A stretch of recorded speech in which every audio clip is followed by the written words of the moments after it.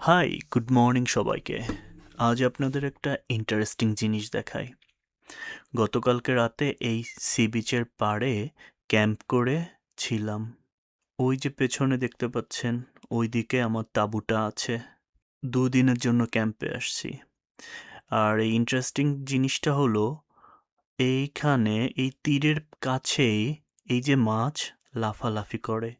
আমি জানি না আপনারা এমন সমুদ্র সৈকত আর দেখেছেন কিনা। আমি অনেক সমুদ্র সৈকত দেখেছি। আমার আশেপাশে সাগর এবং সমুদ্র সৈকতে ভরা, কিন্তু আমি কখনো এমন সমুদ্র সৈকত দেখি নাই যেখানে এত মাছ লাফালাফি করে। ওয়েল, আমার কোনো প্রিপারেশন ছিল না বা প্ল্যান ছিল না মাছ ধরার।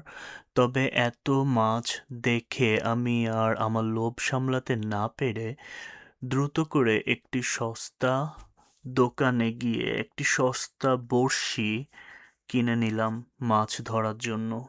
কিন্তু হায়রে কপাল, যদি আমি আগে জানতাম যে মাছগুলা এত রেসিস্ট যে আমার মতো একজন বাদামি রঙের মানুষের বড়শিতে বড়শি সে খাবে না, তাহলে আমি আমার টাকা নষ্ট করতাম না। যখন আমি বড়শি নিয়ে সাগরে মাছ ধরার চেষ্টা করেছিলাম, তখন আমার বড়শিতে একটা মাছও ওঠে নাই। হ্যাঁ, একটা উঠেছিল। সে এক অদ্ভুত রকমের পাথরের ছ্যাদলা খাওয়া এক এলিয়েন মাছ। পরে লজ্জা ও ক্ষোভে সাগরের পাড় থেকে পালিয়ে আমার ক্যাম্পে আবারও ফিরে আসি এবং শপথ করি যে আগামীকালকে একটি মাছ ধরবই ধরবো। টানা ৩ ঘন্টা সকালবেলায় ট্রাই করার পরও যখন মাছ ধরতে পারলাম না, তখন বুঝতে পারলাম এই মাছগুলা হয়তো খুবই রেসিস্ট, অথবা আমার মতো গরিবের বড়শি এরা খায় না।